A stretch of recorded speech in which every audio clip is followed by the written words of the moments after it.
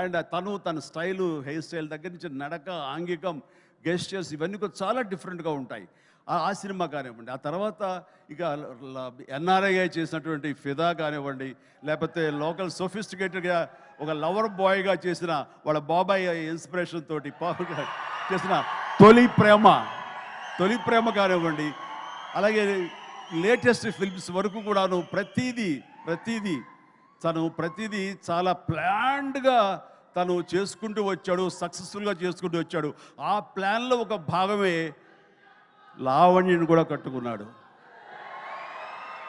అది సో ఆ రకంగా ప్రతిదీ వెరీ వెరీ సక్సెస్ఫుల్ స్టెప్స్ వేసుకుంటూ అన్ని జోనర్స్ యొక్క టచ్ చేస్తూ ఈ తను చేసిన 13 సినిమాలు ప్రతిదీ వైవిధ్యమైన సినిమాలు చేసుకుంటూ ఎవరికి రానట్టు డిఫరెంట్ జోనర్స్ చేయగలిగాడంటే, నేనేదో రొమాంటిక్ హీరో, నేను యాక్షన్ హీరో, కేవలం ఇలా చేయాలి అన్నది కాకుండా డిఫరెంట్ సినిమాలు చేసుకుంటూ వచ్చాడు.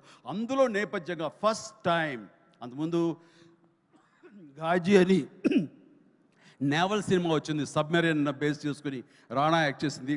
ఆ తర్వాత ఎన్నో మిలిటరీ బేస్డ్ సినిమాలు వచ్చి ఉన్నాయి కూడాను. కానీ air strike, surgical strike, air force మీద సినిమా మాత్రం మన తెలుగులో ఇదే మొట్టమొదటి సినిమా.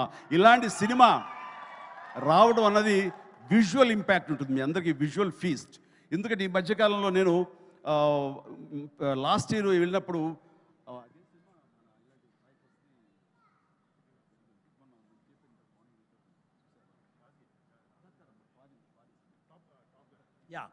టాప్ గన్ సినిమా చూశాను.